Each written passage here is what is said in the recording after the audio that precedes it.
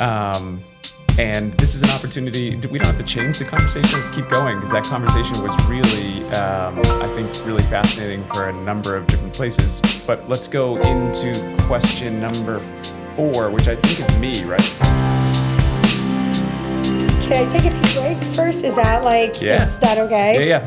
Let's pause here, Oliver, and we'll come back and we'll get started afterwards. Carry on. No. Well, we will carry on, but we'll show. but we'll get into the question when you get back. Okay. Did we lost a question? We lost a question. Because That one we're is for you, Brett, question 4. Okay. So we were blabbing. yeah. So Sorry, it's I blabbed. important. No. Oh my God. I'm a blabber. That's the point.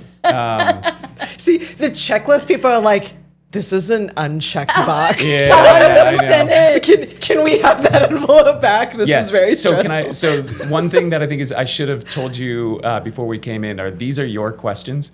That our goal is to do 3,000 podcasts, and no one will ever get these questions again. Oh. They're Oh, curated. God, that's even worse. They're curated specifically for the dynamic of this group and what we can do. And the theme might come up again where we talk about parenting. In fact, I'm kind of hoping that is maybe one of the primary things that we talk about on this podcast, because I can't think of anything that will influence the future more than people talking about parenting. Oh God, it's like that is a Pandora's box. I know we want to solve the problem in our school systems. We want to solve the problem in our communities. We want to solve the problem nationally. We want to solve it internationally. We want to have a global solution. But honestly, what you can control is how Your own people, yeah. There's like a whole, that's, like a, Letting you guys know this camera, just as she was walking out, got knocked out of place. So if you could just try and tell her not to knock into it. we'll let her know when she comes in. Yeah. But we It's might have to scolded. reset it Yeah, again. no. If it happens to Scolded. be that it needs to be reset again, it's not a huge issue Yeah. anyway. But, I have so many feelings about that. Like What are your education. feelings? Yeah. So, and I come from like a different perspective because my sister has been a teacher for many, many years, 25 years, and then was an admin. She moved into admin. And I was president of the PTO at Cashman Elementary. So I kind of have like another inside look, inside out versus outside in. Yep. And there's our methodology of like, I call it the school of fish. We all must move like a school of fish. Watch the cameras. Right? So it's like, even with a classroom, it's like they won't move on to the material, the next thing of material, unless all the kids have gotten the material. Yeah. And I think that's a mistake because I think every student is individualized, and then that's really hard to provide an individualized education. Yes. Right. Which might be what AI changes. Maybe. Let's, Yeah. I mean, I can only tell you because we're creating an adult education program, and it will put everybody through the same journey, but no one will have the same experience because AI is so dynamic in its ability to be able to allow a conversation to go in any direction and still be able to stay with how it comes back to it. I mean, it theoretically could be our greatest teacher. Yeah. Yeah, that's In my opinion, we have 2 choices right now as a society. One is that we allow AI to replace us. And the second choice is that we allow AI to improve us. I kind of like the second better. You know what I Yeah. mean? The first one doesn't sound all that great to me, and it definitely does not sound that great for my grandchildren. Yeah. no. You know, and I want to think in centuries, not in decades, because I think that that's how I live my best life, but I also think that's how I set my kids and their children up to live their best lives, is to be able to think beyond my life. You know, what is it that we want to try to do as far out as we can create a vision for? Okay, ready for the second hour? Everybody feeling up for that? Oh, we're already done the first one? Okay, that feels like a good feeling if that's where we're at after the hour. Okay, so question 4 is, as your children have grown through different stages, how has motherhood changed the way you understand what they truly need from you? I'm happy to read it again. Yeah, one more time. Yeah. Okay, one more time. As your children have grown through different stages, how has motherhood changed the way you understand what they truly need from you?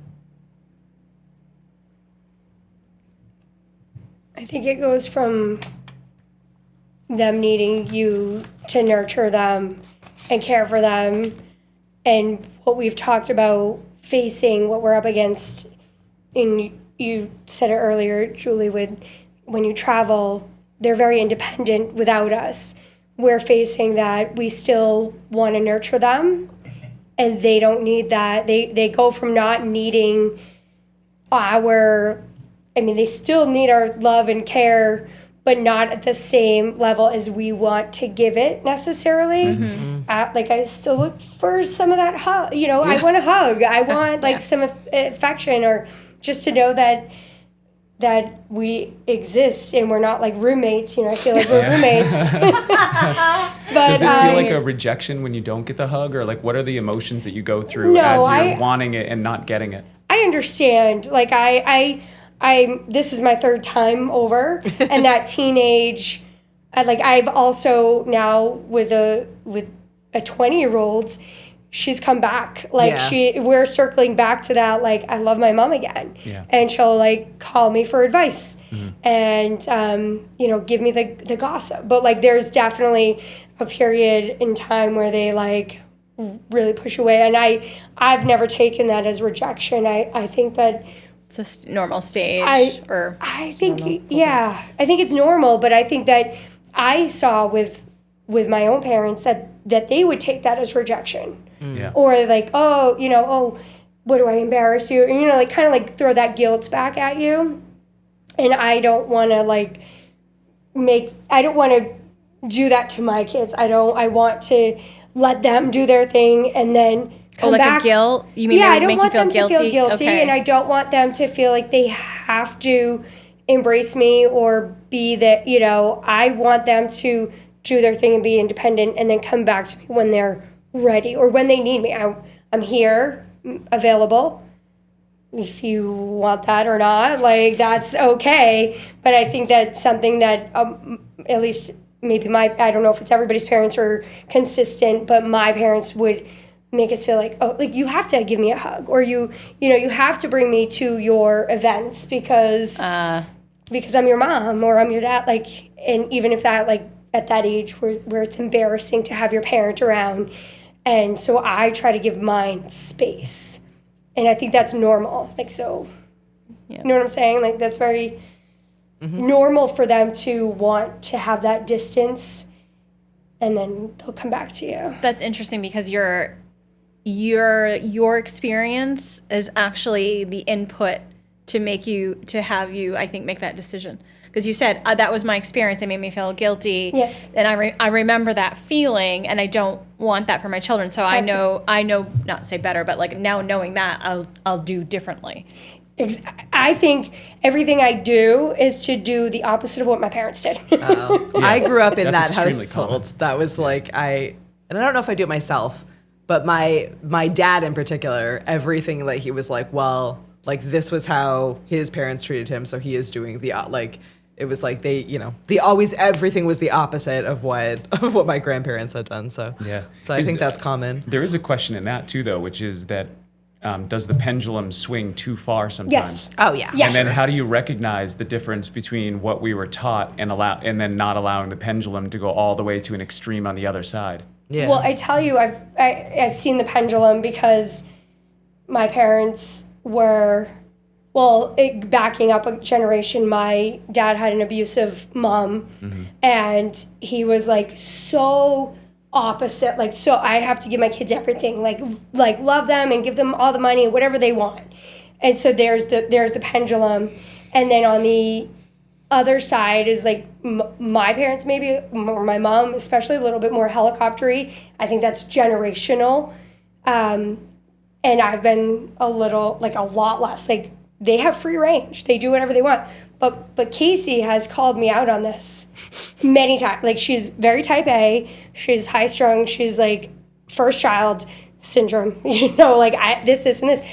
Mom, I need you to parent me. Put some pressure on me. You are way too relaxed. She has schooled me on how relaxed I am as a parent. So maybe that's a little bit of the pendulum. Well, I was too. going to say, it's your experiences inform what you do. Yes. You know what I mean? Yes. So, but so it's 2 points. So one is that from similarly, not exactly the same, but growing up, I grew up, my household's very conservative and strict. My dad's a deacon and very Catholic, right? So Guilt. What's that? Oh my God. So much Legit. guilt, yeah. So when my nieces had their first communion, I always said to them, I'm like, girls, congratulations. Here's your purse of guilt. Every year, you add another brick. And the more you do, it just gets heavier and heavier until you die. I said it in jest, like with my sister, but I was like, there was definitely some truth to that. So with Eamon, like how it's changed, like what he needs from me. And I had a moment this past week. So Eamon's very big into, it's like the graphic novel. It's called Berserk. So, and it's an adult graphic novel. And I've always been a proponent of like, hey, if you're reading, I'm happy. Like you're reading, like that's good. So he wanted me to I wanted to read it with him. So he's like, Mom, you should read this with me. And I'm like, great. So I'm reading it with him. There's like 40 of these graphic novels. And I'm like excited, like we can share experience together. So I've read the first one, read the second one, read the third one. And usually I'd read it before I go to bed. And I get to this one scene and I'm like, what the fuck?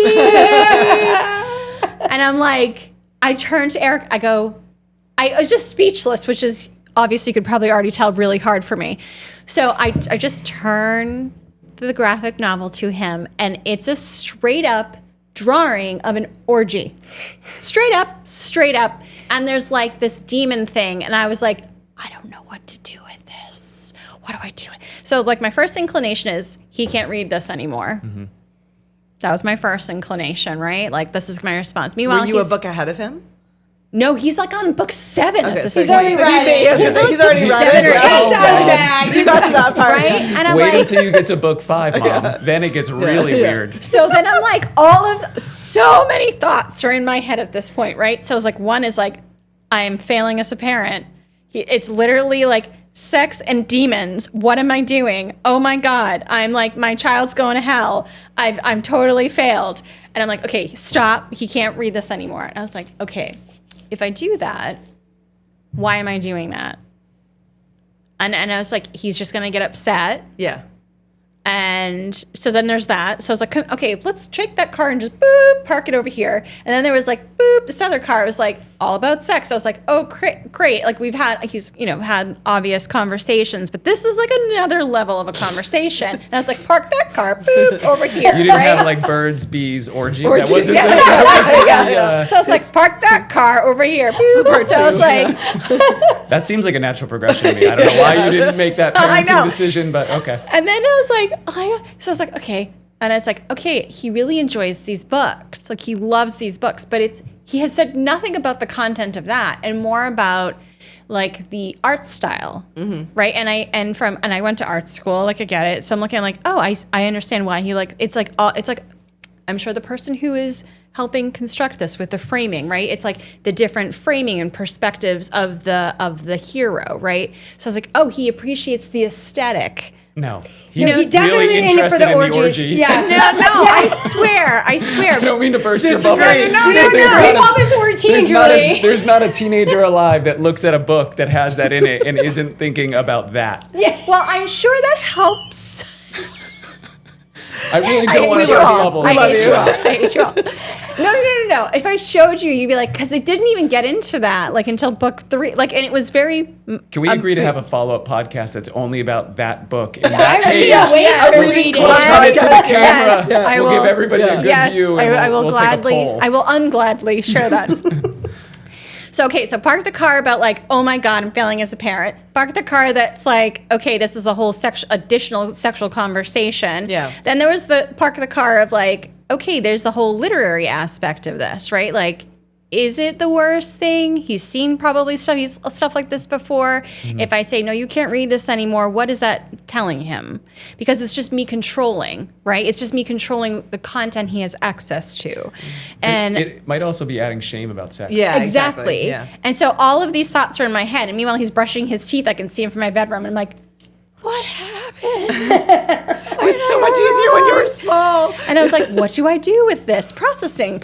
Like, it's like system processing. And I was like, if I tell him he can, is it the right thing? What's the right thing to do in this situation? Put it away and just let him read them. Like, let him read the book. What is the right The thing? boomer But goes parents back- would have been like, don't ask, Right. don't tell. And I go back to my thing and I'm like, meanwhile, like, so I'm like, my father would have, like, the house would have blown up, like literally blown up. And I was like, what do I do with this information? How do I process this? What is the thing to, like, what's bothering me in this moment? It's not about him. What is bothering me? Why is it bothering? I had to, like, self-reflect.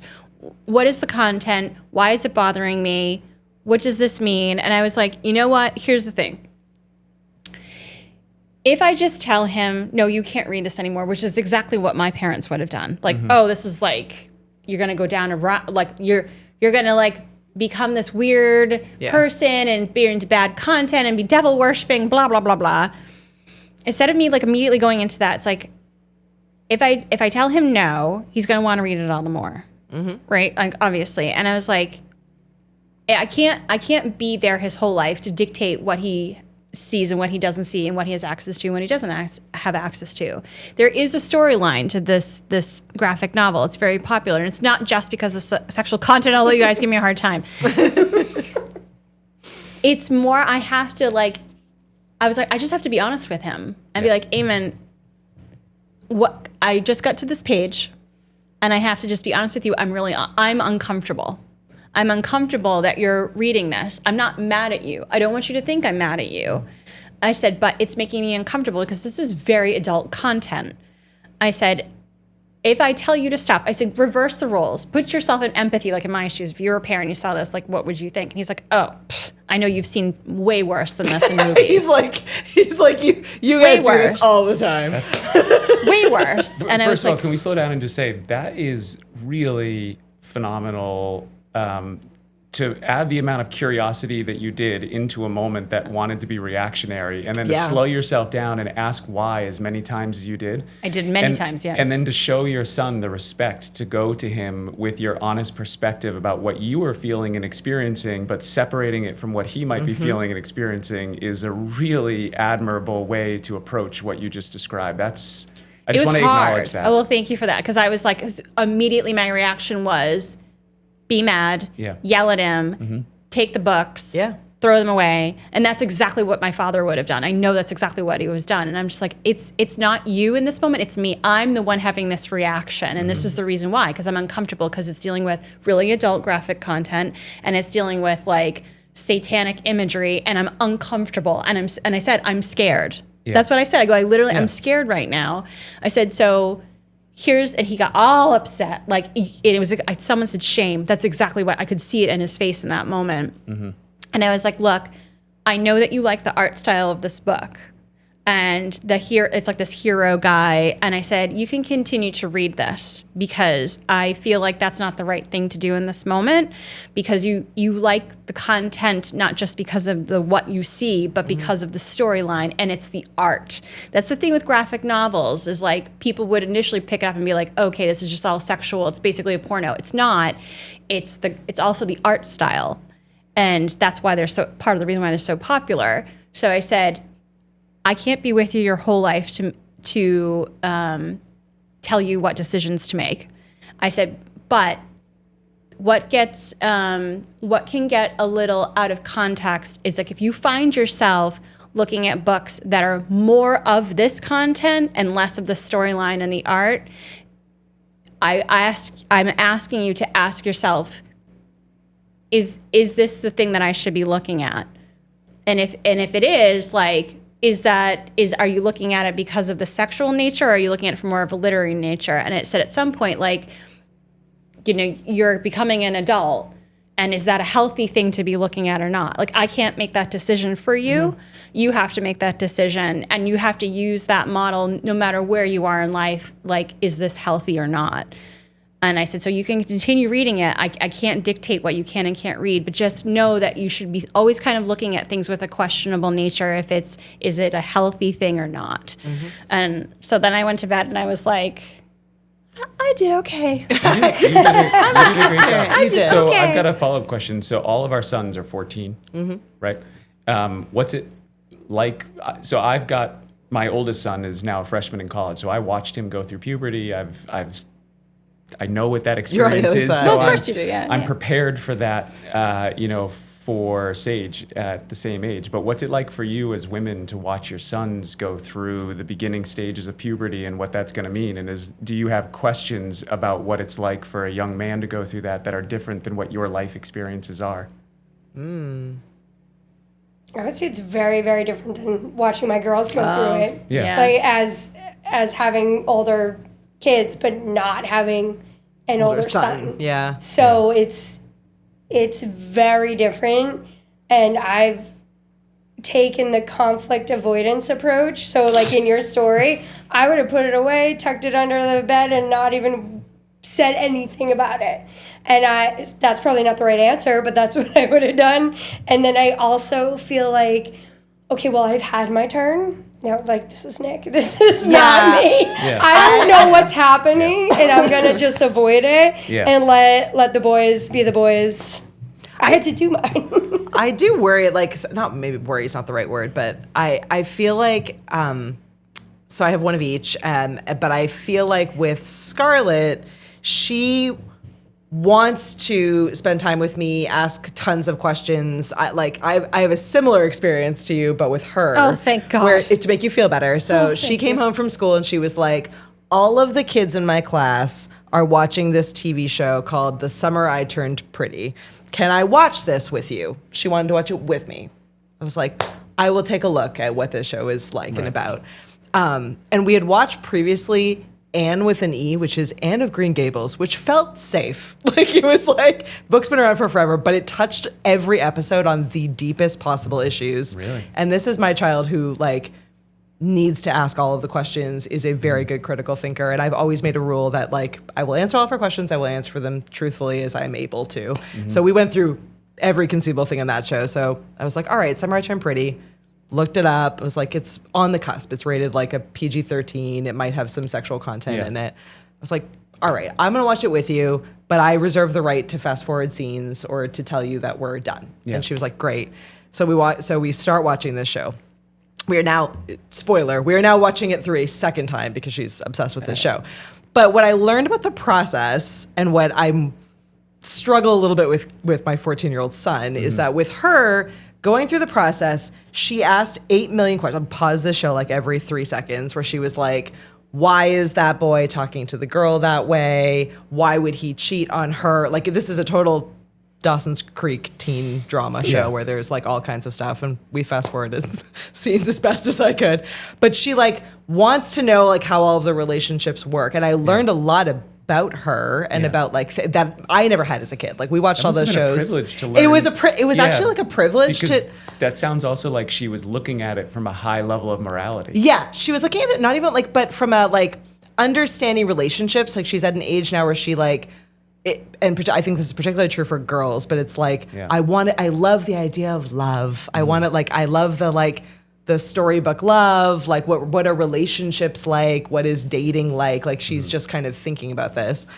But the second time we've now started rewatching it through. There's a character in it, which I don't think will ruin anything for anyone, but if you want to watch the show. I'm burning on my Netflix There's a list. character in it, it's like a total teen soap opera, but there's a character in it who's like the main female protagonist dates for a very brief amount of time, and he's lovely, but she's like deep in soulmates with this other darker, broody guy character. Right. And we're rewatching it through, and Scarlett's like, I've given this a lot of thought, and I think that Cameron is actually the best choice. And she was like, go with me here for a second. He's incredibly respectful to women. Like he listens to everything that she says, like, and he's really kind to her. And when she decides that she like doesn't really want to be with him anymore, she's been leading him on.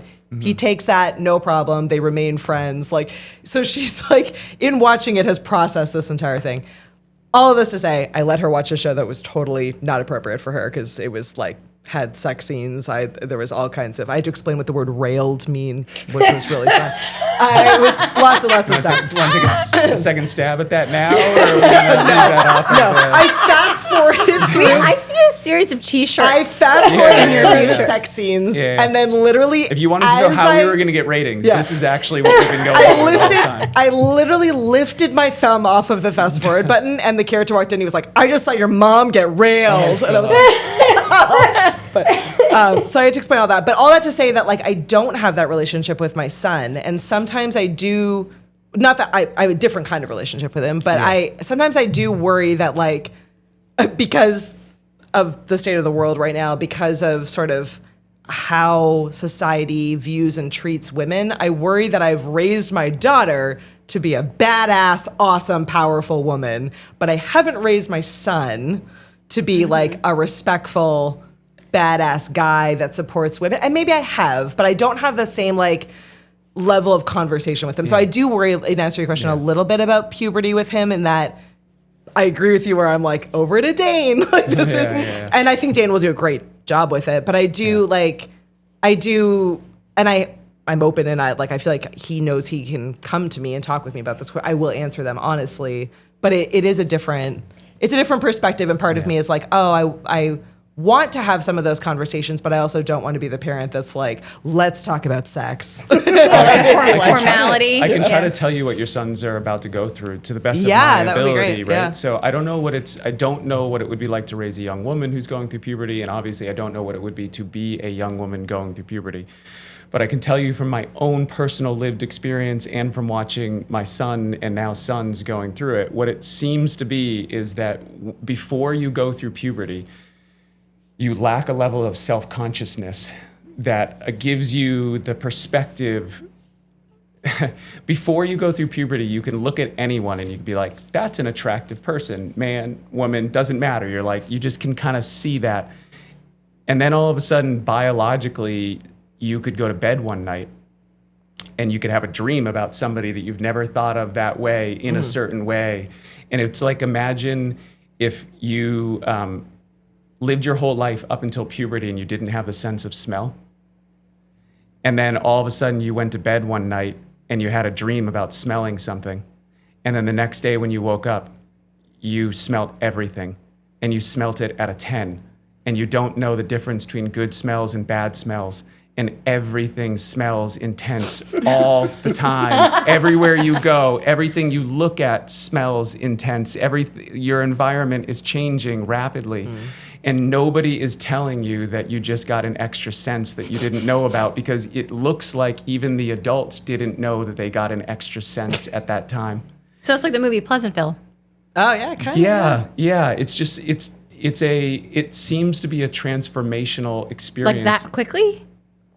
I've talked to men that have said that it took, for me, it was, I went to sleep, I had a dream about somebody, and I woke up, and then I became aware that I was a sexual creature. And not only that you're a sexual creature, but you're a sexual predator. You know what I mean? Like you have to understand that you're biologically built to try, like you couldn't switch the lever off. Like there's no switching it off. Well, I was raised by a gentleman, so I had the context to understand how to always put things in the proper association with being kind.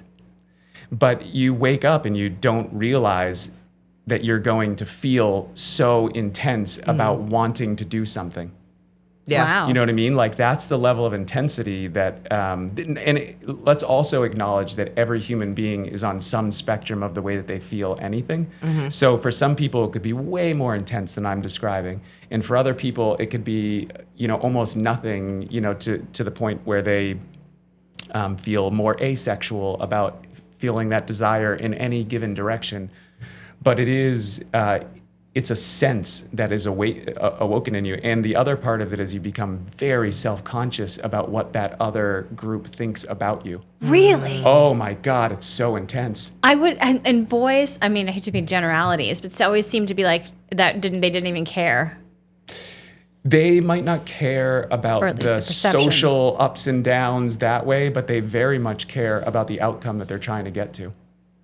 I super appreciate this perspective. Yes, thank you for sharing. And I feel like it now, from my perspective now, like that time, I did always feel somewhat bad for the males in my classrooms or like in my group, because it is way more visual than what women go through. Yeah. Like, so it's like their voice changes, like there's the potential Yeah. of erections. There's all these things that like they're out of control from my perspective. Obviously I haven't been through Yeah. it, but like from my perspective that are so noticeable, or the threat of them being noticeable exists. Whereas women, worst case, it's like some blood shows through our clothes, which is in itself horrifying. But like Right. that's one aspect versus the 5 or 6 that men have to go through. And everything gets So in your head too. It's like, Yeah. like at one point in your life, you're out of control. Like you don't know if you're going to get an erection, and that's embarrassing. Yeah. And then it can be on the other end where you're like, what if I don't get that when I want to have that? Yeah. And then that can get in your head. And then it's like Yeah. a series. It's probably men and women have things that are, like you described a lot of that out of control feeling during the birthing process. And I'm not saying that those are apples to apples, but I think we are all dealing with these highs and lows Yeah. that you got to try to figure out how to level out. I will also say that I don't think that the solution for young men is to in any way offer them pity or to act like they're going through something hard that they can't handle. I think it's the exact opposite. I think it's to ask more of them and to ask them to be more responsible of their thoughts and feelings so that they understand how to put those into containers where they can understand where it's valuable and where it's invaluable. It's the worst time for a kid to be entitled. If you're entitled Fair, yeah. and you start to have a desire for something and you think you're entitled to that desire, that's a terrible situation for I would say it's terrible for the person who's on the other end of that entitled desirement. Is that the right word? Sure. Like, Yeah. but it's also not a good thing for them to figure out how to find balance for the rest of their life, because this is something that they're going to have to be able to deal with. Well, that's so interesting. The entitlement, like, where did that even come from? Is that is that like a wired thing, like the entitlement? Yeah. I don't know. Is it a nurture or a nature? Like, I worry. I don't talk to my son enough. I do. Like, I try to be like, if you have any questions, I say this again. I go back to my friend who's had 3 or 4 children, and she's like, I always said to my kids, like, you have any questions about sex? Like, your friends don't know anything. They know nothing. She's like, just come talk to me. And I've tried to take that kind of same model, but like, I literally don't know how to have this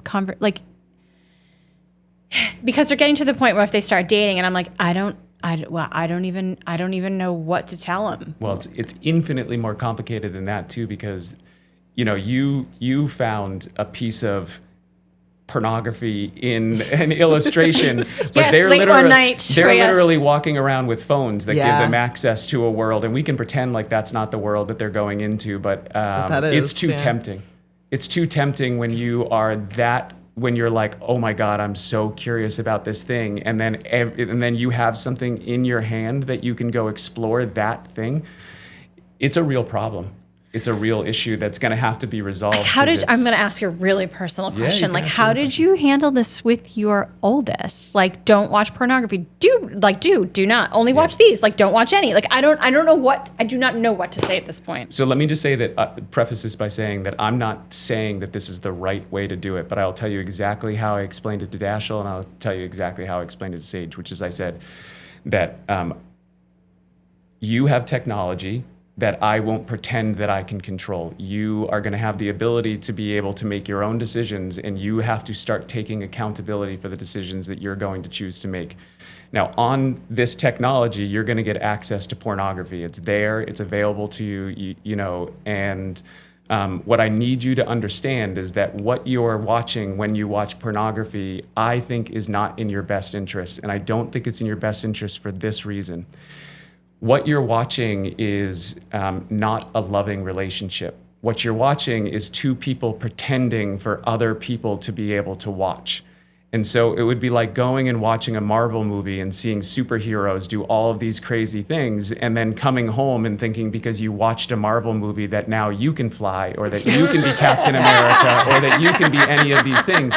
And I'm sorry to tell you, the more Marvel movies you watch, the less likely it is that you're ever going to be a superhero. So you have to make a choice. Do you want to figure out how to build your self-confidence outside of that, or do you want to pay the price that you're eventually going to pay for watching something that doesn't teach you how to have a loving relationship? Yeah. Wow, that's really powerful. That's a really good example. I'm going to use that. I'm gonna trademark that. You gonna trademark that? Take it. I don't know if it's exactly right. And I've also had periods of my life where I've watched pornography. And then I had, probably when I was, I don't know, mid 30s, had an awakening that like what I was really doing was I was preventing, I was doing something that was creating shame every time I would do it. And I was also doing it so that I was less committed to making sure that I did it in real life. Oh, interesting. Okay. You know what I mean?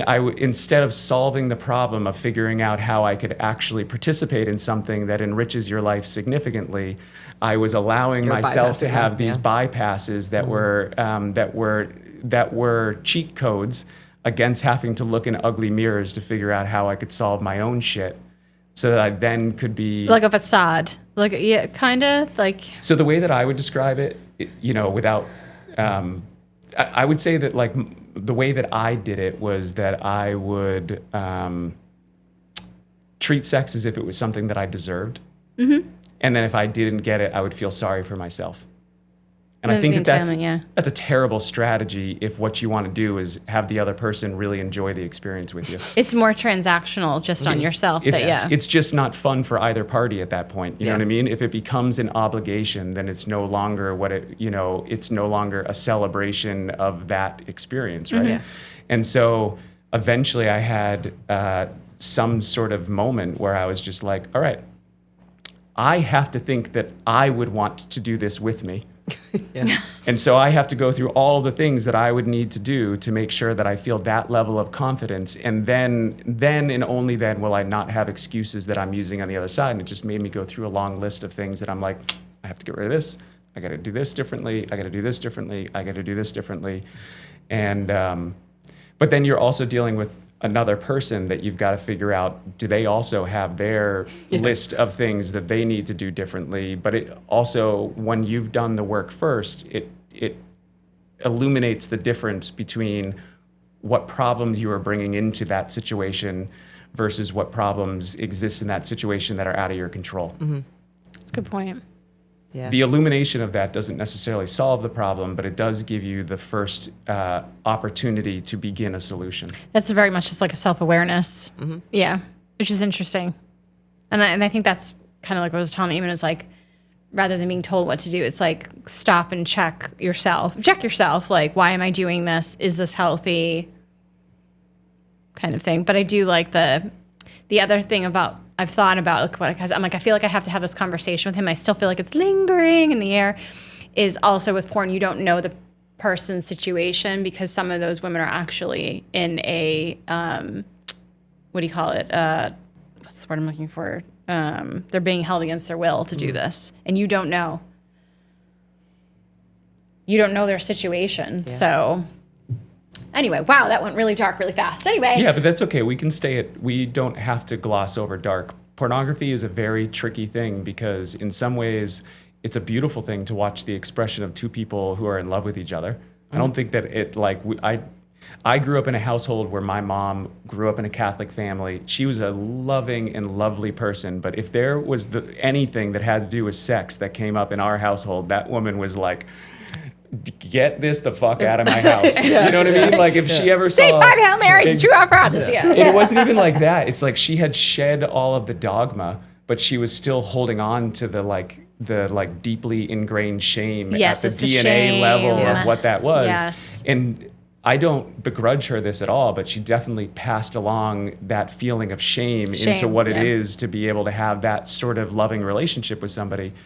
And but it's my responsibility to solve that problem, right? Because that we either just live on the patterns that our parents gave us, or we figure out how we reverse those patterns to be able to go in another direction. Are we on hour 3 already?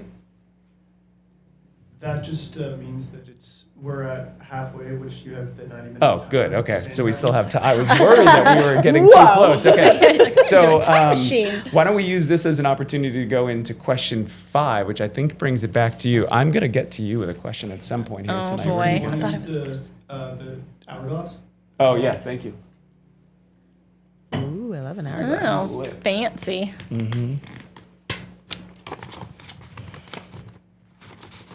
I want the question to be on this side. Yeah, sorry, that's probably me just putting it No, in there. it's fine. I'll keep that in mind. The OCD is coming out.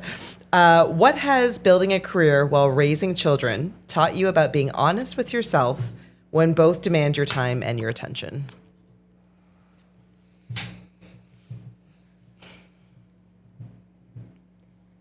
What has building a career taught you about yourself?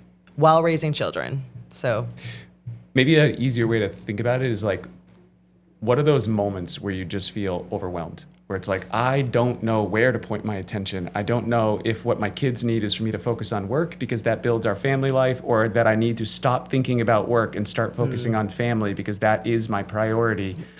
Where those two things overlap is like very, very complicated grounds to figure out. And I would assume even more complicated from, in many ways, from a mother's perspective of the way that you're thinking, about that whole process.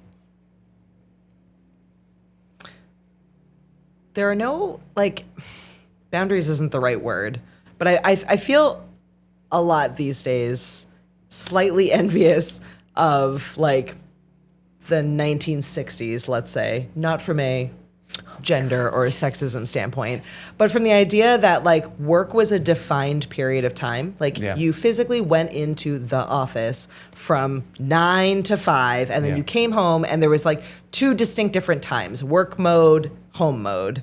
And I feel like now we have the flexibility of work-life balance, and we can work remotely, we can work from home.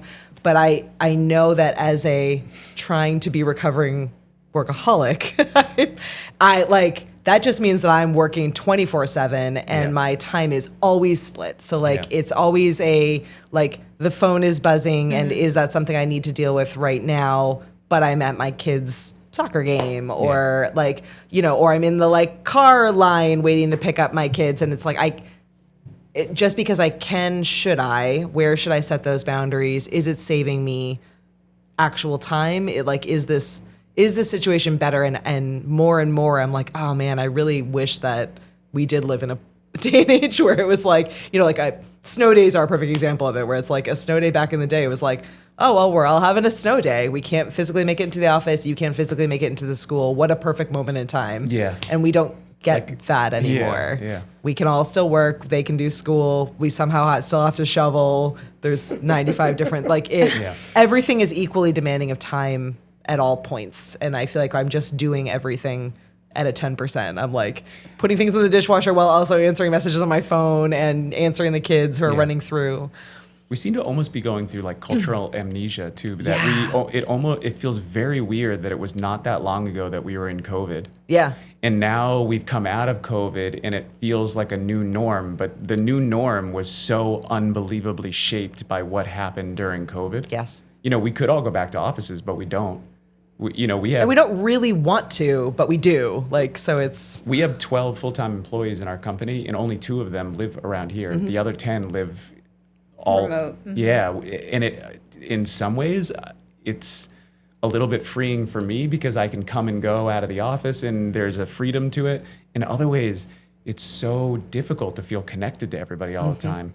You know what I mean? It's very difficult to feel like one part of your life that you could really enjoy being able to get to know people and have those personalities and have those relationships. They all feel very transactional at all times. I shouldn't say always, but they have the tendency to be we've got a virtual meeting that's going to last this long to this long, and it's difficult to be able to bring in that sense of there's the organic magic that happens when you're in the office. Yeah, you're at a water cooler, you know each other, you live in the same community, so maybe your kids are doing the same thing, so you're seeing each other not only at work, but you're also seeing each other at different activities that you're doing. We made a significant cultural sacrifice since go back to the 50s or 60s, a significantly different cultural experience based on the way that we view the family. Yeah, and it's endless code switching, I guess. I feel like I'm never 100% present in the moment. Yeah. That's really I'm hard. always just all pieces of myself at all times versus, which is weird because in some cases, my kids have a higher level of access to me as a parent than I ever had with my dad, for example. Right. Like he was just not there. He was not home. He was at work or he was traveling or whatever. And so it was just, he wasn't there. And when he was home, he was very present and spent a ton of time with us. But I'm both home all of the time, but also not 100% present ever with my kids, where there's always something that's taking my time, whether it's general housework or phone calls or work stuff or whatever else. It feels like it's robbing me of experiences and presence for sure. Yeah.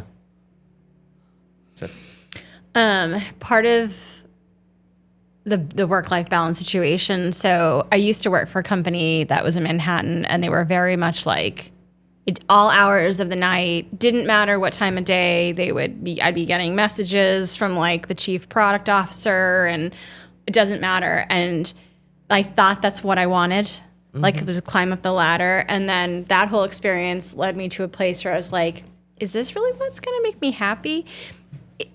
No. Is it going to make my family more financially stable? Yes. And for that was the carrot. Like, this is why I stay on, because I'm able to, we have like a better quality of life. But then things like that company actually brought everyone back to the office. And so there was like this like mass layoff of people who were remote, which I was part of that party. And at that point, it was like a reflection point that the next job I took, I was like, I can't, is this really what's best for my family? Like, health, not just financial health. There's different types of health, and there's the financial health, and there's like the mental health. And I know that I feel like we like overuse that word sometimes. I think we need a different phrase, but I was like, I just can't be the best version of myself and as a mom if I continue on this path. And so it was very intentional with the company I work for now, which is based in Europe, which they definitely have boundaries. And that is part of the reason why I took this job. And I got another offer from another company in Boston that would have paid exceptionally more money. But I was like, I feel like this is the healthier choice. And I do not regret, to this day, I've been there for over a year. This company, their like culture in Europe is so much more human-centric, I guess is the word. It's progressive. Yeah. For sure. Yeah. And it's interesting that like human-centric is progressive. Isn't that like so sad? Yeah. Human-centric Yeah. is progressive. Yeah. But I would also say that progressive is another word that may have gotten stolen from us. Yeah. You know what I mean? Because what it means to be progressive is a very difficult thing. Like what I remember progressive being growing up was wanting to make sure that all people had an equal shot at being able to live their best life. Like, and now it might, to me, if I'm being honest, feel more like it is a small group of people who control the entire world, who are trying to make sure that people follow the rules that they've laid in front of us, so that they and they're Profit. And they're selling us a narrative of progressive. That what it does is it establishes equality at the finish line, not at the starting line. You know what I mean? They get everybody upset with each other because everybody's not at exactly the same place while they're in the race. But the truth is that they made it unfair at the beginning so that everybody wouldn't be at the same place, so that they could get everybody to fight in the first place. You know what I mean? And I think that that's a very complicated thing to unravel in your mind when you start thinking about that. And then you run into a company who's like, no, actually, you need life balance. Yeah, exactly. Oh, my boss Because literally you is can't like, be productive if all you're doing all the time is being antsy and like feeling like somebody's gonna like send you an email and you've got to respond immediately and you've got to do this. I need you to be a critical thinker. I need you to be level-headed and balanced so that you can make great decisions when they come up. And that's not in a frantic world. Drama does not help that. Yeah. It hurts it in every possible way. yeah. And I'm naturally like a type A, and I forget that's something the insides, you have different colors. I don't know. They have like different. I'm a red and a yellow, like all the way. Oh, I've done that, yeah. And they're like, oh my God, your red is showing, your red is showing, your red is showing. And I thought at first they were talking about my hair before I took the thing, and I was like, oh, that's what they mean. Red is dominant. It's like, isn't it? Determined dominance. Yeah, like I like be brief, be brief, be bright, be gone. is Yeah. what it is. But like they're like they keep. In fact, today he's like, you need to take some time off. Like I was up at 3:30 and I was working. He's like, you need to log off. You need to stop working. But I don't know how. That's my I don't problem. know how. Yeah. It's all self-inflicted. Like, I it's know no not- one's holding a gun to my head. Yeah. Well, I think the way that you figure out how is by asking yourself why. Yeah. You know, why do I want to do this? Why am I prioritizing this over that? And you might find that the answer is do more work, or you might find the answer is do less work. But the point is that it's your answer. Mm-hmm. You know what I mean? It's not, you're not. So I've spent essentially the last 2 years, I pretty much spent the last 2 years locked myself in an office to try to figure out if I could understand my own mindset. Like if I could understand why my life has not gone the way that I thought it would go. When I imagined what my life would be, I very much imagined maybe what I saw my parents doing, or like I had a vision of that. And then I started a family, and that family, it didn't work out the way that I thought it was going to. And then I've had to make transition after transition after transition that were different than what my expectations were. And that has left me having these amazing experiences of watching my identity die multiple times, you know, and I, Okay, that's gonna make me cry. Where's the tissue box? well, I can tell you the most powerful, and I shared this with you, I think, at one point, but, you know, my first marriage ended very quickly, and I didn't expect it. And it wasn't like I saw it coming. It was just, it caught me completely off guard. And up until that point, I was very invested in building an identity around being a father and being a husband. And then all of a sudden that went away, and I'd never experienced anything like it. It was a shock to my system like I had never experienced. I grew up in a household where I think it was relatively calm, and I grew up pretty soft. And this was the first time that I had been introduced to a trauma. And the second that I got introduced to it, I had feelings that poured through my body that I had never experienced before. And it was so intense. And I remember the most intense that it was laying in the grass in my parents' front yard, bawling my eyes out. And I just kept having this one thought that was pervasively looping, which was that I was nothing, and that I had nothing, and that I had gone from feeling like I knew who I was and what I was to having identity. absolutely nothing. And then I also had this other thought that creeped in at exactly the same time, which is, what is the difference between being nothing and having nothing, and being closer than you've ever been to having the opportunity to become anything you want? And that never left me. And I was so grateful that for whatever reason, there was just like this honest truth about the balance between the worst place that you can possibly be, also being the closest that you could ever come to being able to rebuild yourself into whatever it is that you want to be. That sometimes you need a forest fire to allow something else to regrow. And life is going to give everybody forest fires. I haven't met a single motherfucker that hasn't had a forest fire in their life. Not a Would you single call it a one. shit sandwich? Yeah. And the more decades you meet somebody in their 40s, you're like, oh yeah, that seems like forest fires that I've heard of before. Yeah. And then you see somebody in their 50s and you're like, oh, that's the 50s fires. I get it. And then 60s and 70s and 80s and 90s. And then you get into end of life stuff, and it gets, you know, it's always there, right? But within all of that trauma is also tremendous opportunity. Always. How do you find that balance? Like, how do you try to find that at all times? And I think that that's not really all that different than what work is. You know what I mean? Every day you've got to figure out, like, I don't know, am I just creating an identity around being the person who does all this work all the time? Or do I really need to be doing this work because it's important work and somebody needs it to be done on the other end? Or I feel like I'm a part of a team and they count on me and I need to get this done? Or in my own personal case, anytime that I had gone into something that was another death of my identity, I was like, yeah, but I can do work.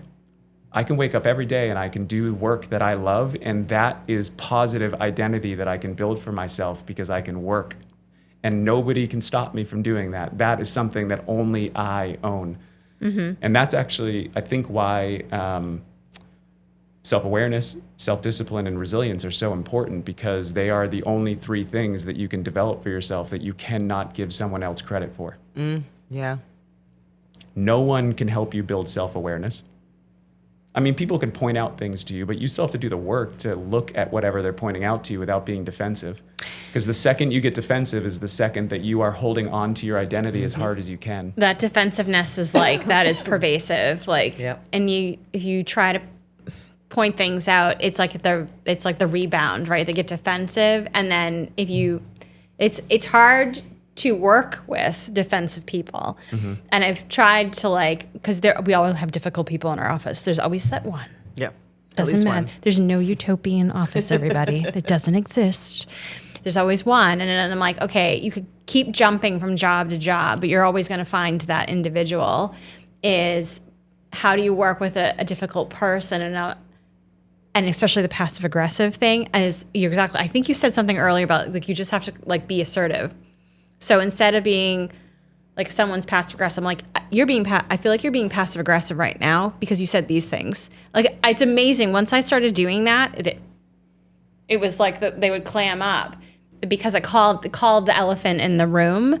I think that's been very helpful. But if you don't and you try to walk around it and they just get defensive, that part is hard sometimes to deal with people who are just defensive. They just reflect it back on you, and it's only when we stop and not become offended and just try to listen to the person. Listening is very hard. I think it's one of the hardest skills ever is listening and not responding. Yeah. And it's also very triggering to us when somebody's defensive, because then what it does is as soon as somebody else is defensive, it immediately is like, well, should I feel righteous right now?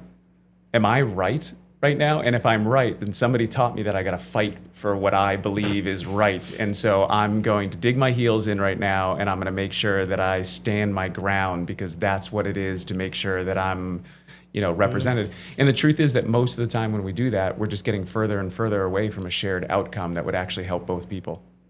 Right. And I've been reading this book. God, I can't remember the name of the book, but it's how do good people get divided by politics and religion? I think it's on the New York Times bestseller.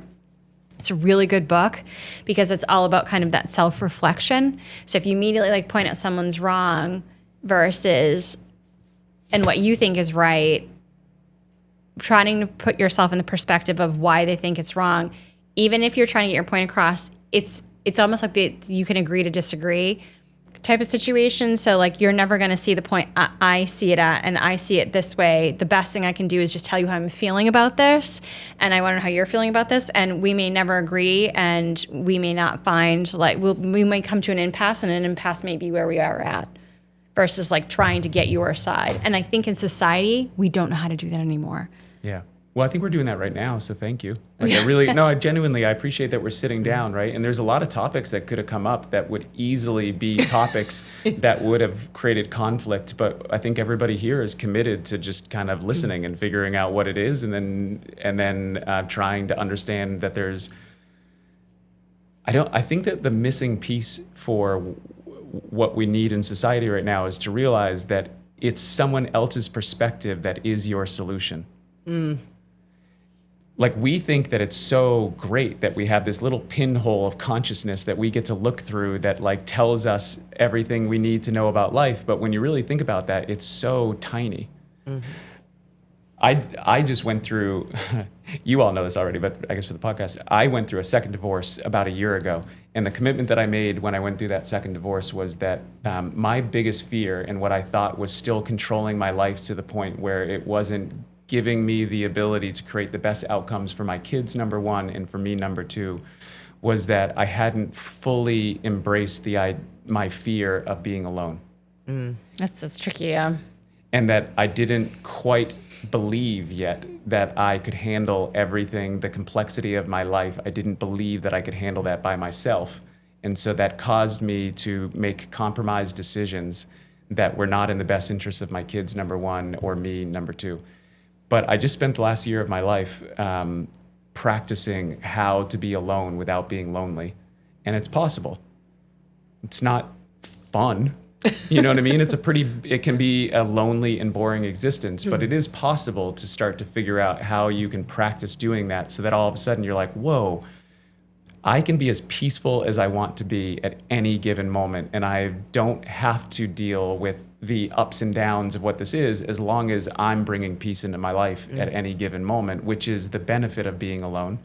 The downside of being alone is that you don't have another perspective to be able to make sure that you're not getting into your own silo. Yeah. You know, that you don't have somebody that you can trust to be able to be like, listen, I'm going through some crazy shit over here, like that I'm trying to figure out. Can I just tell you what that is? And you can tell me if I'm like way off or am I on or what, you know, and those are the kinds of things that you start to realize that when you spend a lot of time alone, other people's perspectives are so helpful to you. Mm-hmm. You know, like there's not a whole lot of learning that you can do if you're just stuck in your own loop. But there's a ton of learning that you can do if everybody you run into, you're like, listen, even if I don't like what you're doing, I'm going to learn from that. But if I like what you're doing, then I especially get to learn from that. Mm-hmm. So either way, every conversation's a win. But I think that that's like, we feel like every conversation's a battle for the most part. It seems like, I don't know, not everybody feels that way. I stopped watching the news 7 years ago, I think. Oh my gosh. Yeah. I don't watch the news. And that has helped me significantly to be able to find emotional regulation, because I think when I go out every day and I talk to people, people are lovely to me and I try to be as lovely as I can to them. Mm-hmm. But man, when you turn on the news, you're like, oh my God, like what the... It's demon orgies everywhere. Yes. Yes. That book got it all right. How did they do it? Unbelievable. There's 43 books. So it's probably, there's a few more in there. There's a few more human orgies. They knew it. They knew it all. I think that like the forms of communication also make it harder. Like it's. Oh, isn't that ironic?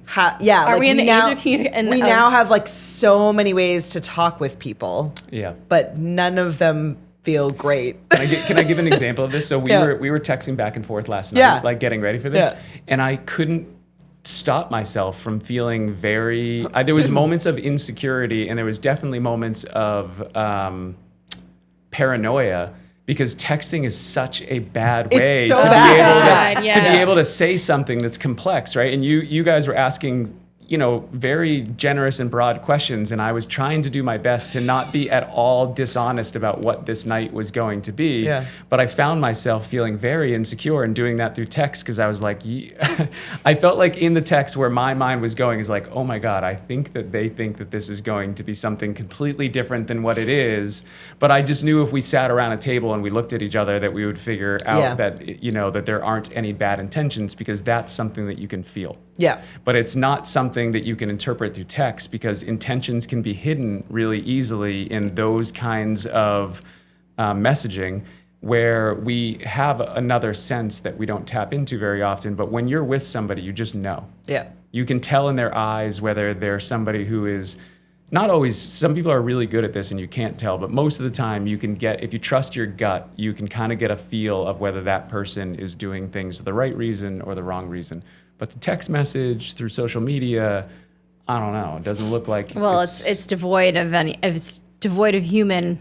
It's devoid of that which you. There's a lot of signals when even just having conversations this way that you're receiving and interpreting, and you don't get that in. You want to do a throwback for all four of us. Do you remember when AOL chat came out? I loved right? So we were like, we like your whole family would come home and you'd be like, I know you on the phone, but you don't get it right now because I'm plugging in so that I can try to send a message to somebody that I'm trying to flirt with on the other side that I'm too nervous to do at school, but this seems like an easy way to make it happen. It started then. That's when it started. I don't think it. So I had this moment of all of that hitting me really hard. So I took against my will. So my husband, who I adore, signed me up to take the kids to a screening of the movie Screenagers, which was all about.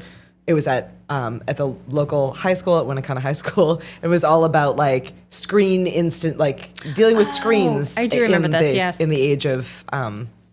Kids and teenagers and how to deal with all of it. Mm-hmm. And for whatever reason, the kids were like, yes, let's do this. It's like, all right. And we were, I think maybe like there were 5 of us probably total that showed up in this giant auditorium. So it was like very intimidating in general because it was like 3 of the 5 of us were us. And then there were two other people. And then all these incredible high school students that had put this together.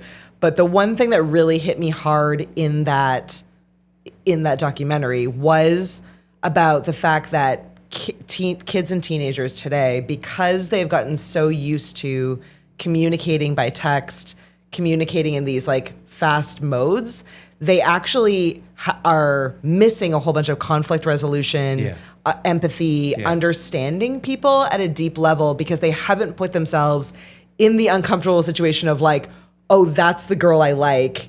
I need to go over and have this conversation, and there is that chance that she will laugh at me, you know, I don't know, tell me to my face that she hate, like overcoming all of those fears and going up and having that conversation, however it plays out.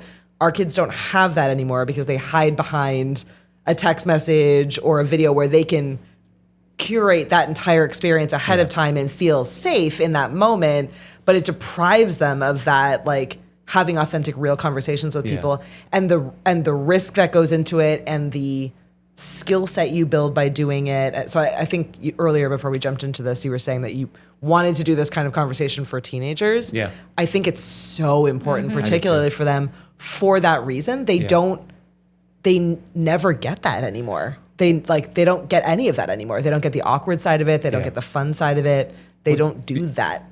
The other thing that I think, so Oliver, I'm going to brag on you for a second, but Oliver, and there's another young man that we hired to help us named Trevor, and you know, they're in their early 20s, and I'm learning a lot from the two of them about the perspective they bring at that age, and there's definitely something that these young people know that we do not. Ooh, Like, tell so me more. we're in this, like all of us around this table, we're in this really unique generation where we had an analog childhood and a digital adulthood, and they are a generation that had digital life. first, digital native. And so they do know something that's really important that we have to tap into.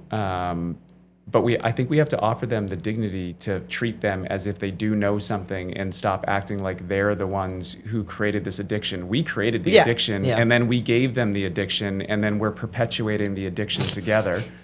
And then we're acting like somehow they're the ones who are more addicted to it than us. But I don't necessarily see that as true. You know what I mean? I see. But I also have experienced with my own kids and with your kids and with other kids of that age that I've hung out with, that they're resistant to having a conversation. But once you get them talking, they're all really interesting, and they have all their, and like, I think that what is going to happen in the future is that there's going to be a lot more room for everybody to indulge in their uniqueness. In all of the training that I've ever done, the only thing that I could say is 100% true of everybody that I've met is that anybody who showed me who they really were, anybody who opened up, anybody who became vulnerable, and I was pretty good at creating a ceiling of vulnerability that invited other people to be able to come into it. So I got a lot of people who would start to open up, and I liked all of them. I didn't care about anything. As long as they were real with me, I started to enjoy them, and I really liked them, and we created some level of friendship from that.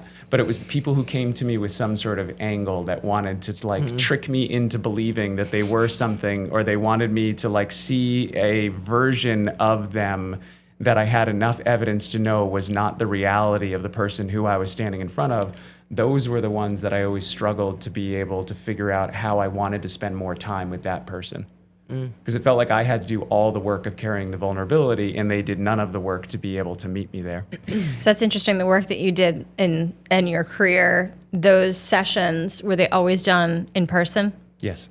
Okay, that's interesting. Yes, okay. and I think that that's part of the key. And that's part of the key of why, we're sitting around this table right now. And it's also part of why I think that we have to have a very thought out plan for how we have an analog solution and a digital solution. We're not going to leave digital behind. No. It's not going to happen. Everybody who's afraid of AI, I'm sorry, but that genie is out of the bottle. It's out. You can talk about not liking it, and that's fine, because we need to express our thoughts and our feelings, and we need to mourn the loss of what our life was before this happened. But the truth is that we are all going through the death of an identity together right now, which is that we used to be the smartest thing on earth, and we are no longer the smartest thing on earth. Now, the upside to that is that we manipulated each other with all of that intellect and knowledge for thousands and thousands and thousands of years. And this could be our breakthrough moment to agree that we don't want to manipulate each other anymore, that we can actually start being honest with one another. And that the question is, the hypothesis is, and I don't have any claim that this is the truth yet, but the hypothesis is that I think honesty is a better strategy. I've never seen anybody who has, including myself, who participated in trying to create an illusion for somebody else that didn't just delay the consequence of whatever it was that I was hiding in the first place. Yeah. Well, and I think the other thing is that we were talking about the kids is conflict. Mm-hmm. So, and I'm curious, what you were just saying is like, basically, if you're trying to hide yourself, it's going to come out anyway, right? That's the honesty piece. So, in a work environment, I'm sure we've all seen this. It's like we're talking about like someone who just communicates. That's why I had asked the question about was it in person? Mm-hmm. There's the colleague that's just digital, right? Like you really only converse digitally. And I've seen this over the past, 15, 20 years. Is that there can be a tone, and you mentioned this about the text, that like people will interpret as being passive aggressive. Mm-hmm. And sometimes it's not their intention, but it's read as such. And then there's like this harbored resentment for that. I call it also, there are people who are trying to be intentional about their past. I call it digital balls. Right? It's called digital balls. Great. It's like, You should coin that. Yeah. Digital Talk balls. about, Oliver, will you write that down for a t-shirt? Please? Like they like throw out these things. So case in point, recently there was something so our company, we had to like change the branding over on something and the apparel changed. And I was like, there's a moratorium on this other branding. And this colleague of mine just lost their mind and sent me these nasty gram emails and then was like trying to prove their point. And meanwhile, everybody, they're one floor below me in the same building. And they have a problem. Because it's easier for them to, and I'm like, have been guilty of this in many, many moments, but it is easier. It is easier to sit there and compose yourself. Like you retain all the control in being able to take the time to type up the message you want and send back it the and way forth. you So want. then it created this like back and forth email thread, right? Like, well, what about this? Are you going to do this? Blah, blah, blah. And they were like trying to prove the point. And I was like, nope. I am not doing this. I am not doing this. So I moved my keyboard over. I got in the elevator and went downstairs. And I went up to the strangest thing happened. And I was like, this is what the universe needs. This individual was at their desk and he's typing away. And I just casually came up and I'm like, hey, so what's going on? Completely disarming. Yeah. And he would not look at me. Mm-hmm. He just kept like at the keyboard. Mm-hmm. And I was like, dude, we just need to chat through this. What's going on? Tell me how you're feeling. What's happening here? And he like answered me, wouldn't look it. And then he finally turned and we had the conversation. And I was like, and he's like, I understand the policy, but he's like, I'm not going to follow. I'm like, okay, well, that's your choice. You can follow the policy or not, but just know when the CEO comes through here from Ireland and you're not following protocol, that's your prerogative. But just know, like, he's going to get upset and there might be ramifications. And he's like, nope, I get it. I was like, all right, dude. I'm like, we're good? He's like, yeah, we're good. Now, had I just gone back and forth because I was getting mad, but I realized in that moment, like, conflict can actually diffuse. Even though it was creating conflict for me to go and meet him face to face, I actually, by creating conflict in that moment, it actually diffused a larger... Solves it faster, yeah. Solves it faster. And I do hope that for like future generations, because I think, again, the digital balls, I'm going to say again, TM, copyright, that happens on social media. Oh, yeah. I see it all the time, right? Like someone will post something completely innocuous on Amesbury Talks, right? Oh, Amesbury Talks is the worst. But I think it's only reflective, and I see this in other forms in Is it town. Amesbury Talks or Squawk? Oh, there's both of There's them. both. There's but, both. But yeah, they have You both. may be in the wrong one if you don't. I've never been in either, but yeah. But I don't think this is a unique scenario to Amesbury. I see this in other forms. Yeah. I see it anywhere online. Like someone posts something completely innocuous, and then this thread will start, and it's people going back and forth. And I was like, I bet if you took that same group of people, right? let's say it's 20 people in a thread, blah, blah, blah, go back and forth, and put them in a room like this, would they respond the same way? No. No. No. And I think that that's where like the catalyst of like a lot of the like division and impasse in our culture is it's the sense of quote unquote digital balls versus having them in a room and just talking through it. I guarantee you would have a completely different experience and you would have a completely different outcome and people wouldn't feel so nasty. Yeah. That actually, this Oh, particular see? time means that we just bought the domain for digital Digital balls. balls.com. And, Coming soon. I'm sorry that we now own that on GoDaddy, and you could buy it from us from an So we went outrageous from- amount of money, Logo but for you guys. Yeah. Yeah. Beer back. Yeah. yeah. So sorry, it was a good idea, but we're going to take it from here. Okay, so what that actually means is that we've hit our last hour. Yay. So this gives us the opportunity to go into the final 3 questions, which are about the way that we take what we have learned from our past, the way that those lessons have transformed the way that we think about our present, and now we get to actually talk about, what would be a vision that we could start to think about for the future.